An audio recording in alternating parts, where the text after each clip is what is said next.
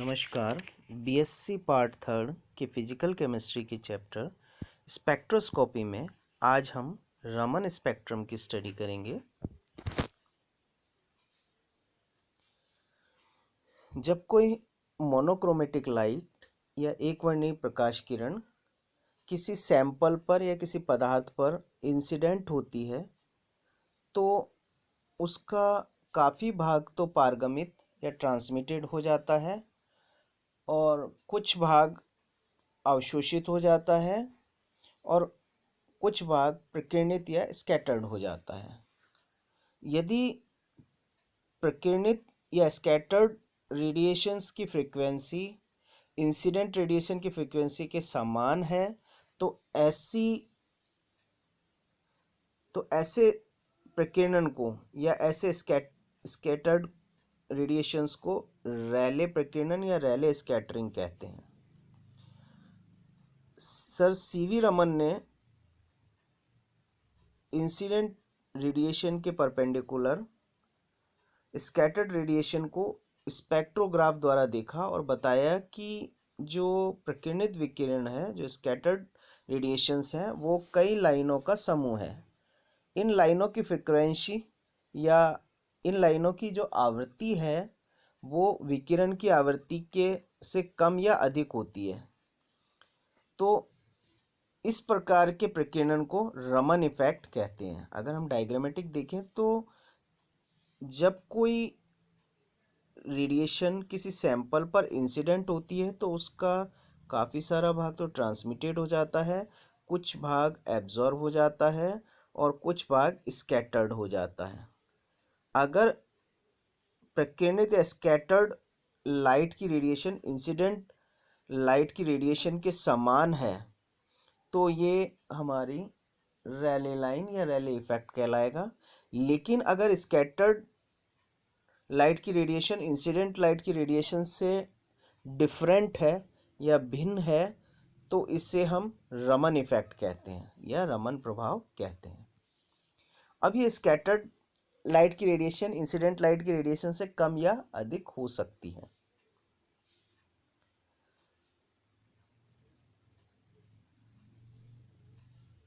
Sir CV Raman ने एक sample पर जो कि ठोस द्रव या गैस हो सकता है उस पर लाइट रेडिएशन इंसिडेंट की। अब ये रेडिएशन जो है स्कैटर्ड हो गई, यानी इसके परपेंडिकुलर जो स्कैटर्ड रेडिएशन है उनको उन्होंने एक लेंस की सहायता से स्पेक्ट्रोमीटर पर फोकस किया और स्पेक्ट्रोमीटर पर स्पेक्ट्रम प्राप्त किया। इस स्पेक्ट्रम में देखा कि उसमें कई सारी जो स्पेक्ट्रम है वो कई सारी रेखाओं का समूह है। इसमें केंद्र पर सेंटर पर जो रेखा मिलती है वो रेखा या लाइन जो है वो रैले लाइन कहलाती है, क्योंकि इसके लिए V इक्वल टू वी आई होगा, अर्थात आपतित विकिरण की आवृत्ति प्रकीर्णित विकिरण की आवृत्ति के बराबर होती है, अर्थात दोनों का अंतर डेल न्यू इक्वल टू 0 होगा। लेकिन कुछ विकिरणें जो हैं उनके लिए डेल न्यू 0 से कम है या डेल न्यू 0 से अधिक है। या हम ये कह सकते हैं कि कुछ विकिरण हैं जिनकी आवृत्ति इंसिडेंट विकिरण की आवृत्ति से अधिक है या कुछ विकिरण ऐसी हैं जिनकी आवृत्ति इंसिडेंट विकिरण की आवृत्ति से कम है। यदि V is greater than V I हो, अर्थात हम ये कह सकते हैं कि प्रकीर्णित विकिरण की आवृत्ति आपतित विकिरण की आवृत्ति से अधिक है या del nu is less than 0 है, तो ऐसी लाइन को हम स्टॉक लाइन कहेंगे। यदि V I is greater than V है, या हमें कह सकते हैं कि इंसिडेंट रेडिएशन की फ्रीक्वेंसी स्कैटर्ड रेडिएशन की फ्रीक्वेंसी से अधिक है, या हम ये कह सकते हैं कि del nu is greater than 0 है, तो ऐसी लाइन को हम एंटी स्टॉक लाइन कहेंगे। और रैले लाइन से स्टॉक लाइन या रैले लाइन से एंटी स्टॉक लाइन के बीच की दूरी को हम रमन शिफ्ट कहते हैं। यहाँ यही चीज यहाँ बताई गई है कि आपतित विकिरण के समान आवृत्ति प्राप्त विकिरणों को रैले लाइन कहते हैं, और इसके दोनों ओर जो लाइन हमें मिलती है, स्टॉक लाइन और एंटी स्टॉक लाइन, जिसे हम रमन लाइन कहते हैं। ये रमन लाइन कई सारी लाइन की सीरीज है। इसलिए जो हमें स्पेक्ट्रम मिलता है वो हमारा रमन स्पेक्ट्रम कहलाता है। अब इस रमन स्पेक्ट्रम में रैले लाइन, स्टॉक लाइन और एंटी स्टॉक लाइन होंगी, ठीक है। और रैले लाइन और रमन लाइन के बीच का जो अंतर है उसको हम रमन शिफ्ट कहते हैं। यानी डेल न्यू इक्वल टू क्या है हमारा, V I minus V R. V I incident radiation की फ्रीक्वेंसी और वी आर रमन रेडिएशन की फ्रीक्वेंसी है, ठीक है। रमन शिफ्ट का मान यानी डेल वी जो है वो किसी पदार्थ के लिए हमेशा निश्चित होता है, यानी हर एक पदार्थ का एक कैरेक्टरिस्टिक है ये, यानी एक अभिलाक्षणिक गुण है। यह आपतित प्रकाश की आवृत्ति पर निर्भर नहीं करता है। डेल वी का मान किस पर, इंसिडेंट रेडिएशंस पर निर्भर नहीं करता है, ये केवल पदार्थ की प्रकृति पर निर्भर करता है। डेल वी को रमन आवृत्ति या रमन फ्रीक्वेंसी कहते हैं।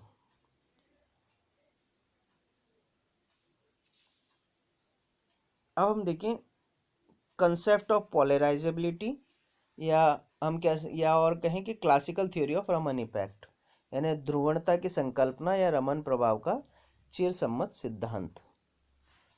रमन प्रभाव के चिरसम्मत सिद्धांत या ध्रुवण संकल्पना सिद्धांत को 1934 में प्लेजैक ने दिया। उसने बताया कि जब किसी अणु को हम इलेक्ट्रिक फील्ड में या विद्युत क्षेत्र में रखते हैं तो वो ध्रुवित हो जाता है, अर्थात उसमें प्रेरित द्विध्रुव गुण उत्पन्न हो जाएगा।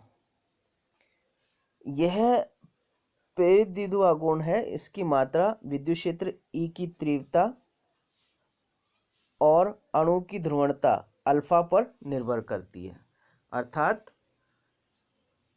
Nu I equal to alpha E. इसी प्रकार विकिरण की उपस्थिति में भी अणु में इंड्यूस्ड डायपोल मोमेंट उत्पन्न हो जाता है, यानी प्रेरित द्विध्रुव आघूर्ण उत्पन्न हो जाता है, अर्थात उस स्थिति में हम कहेंगे E equal to E not sine 2 pi V T, equal to E not sine 2 pi nu T. यह न्यू विकिरण की आवृत्ति और टी समय है सेकंड में। अब हम इक्वेशन 51 और इक्वेशन 52 से देखें तो क्या आ जाएगा, न्यू आई यानी प्रेरित द्विध्रुव आघूर्ण की मात्रा या induced dipole moment nu mu I equal to alpha E not sine 2 pi nu T. अब जो समीकरण है, प्रेरित द्विध्रुव आघूर्ण चुंबकीय विकिरणों की आवृत्ति से दोलन करते हैं, तो इस प्रकार के दोलित्र या ऑसिलेटर्स अपनी दोलन आवृत्ति के विकिरण उत्सर्जित करते हैं। यह पदार्थ द्वारा प्रकीर्णित प्रकाश में रैले लाइनों की उपस्थिति को समझाता है। अब इसी प्रकार इंटरनल वाइब्रेशन और रोटेशन मोशन के कारण ध्रुवणता अल्फा के मान में पीरियोडिक चेंज के कारण रमन लाइनें बनती हैं, यानी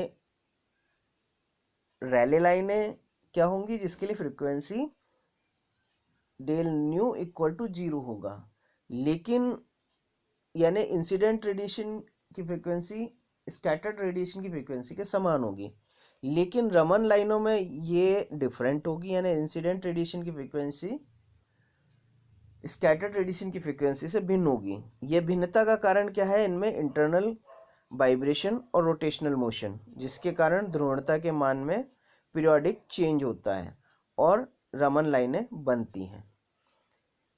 तो जो रिजल्टेंट पोलराइजेबिलिटी होगी वो क्या होगी, यानी कुल ध्रुवणता क्या होगी, alpha equal to alpha not plus beta sine 2 pi nu I T. यहाँ अल्फा नॉट साम्यावस्था में ध्रुवणता है, यानी पोलराइजेबिलिटी एट इक्विलिब्रियम, और बीटा हमारी क्या है, कंपन या घूर्णन के कारण ध्रुवणता की दर में परिवर्तन है, यानी चेंज रोटे जो है पोलराइजेबिलिटी की रेट में चेंज है।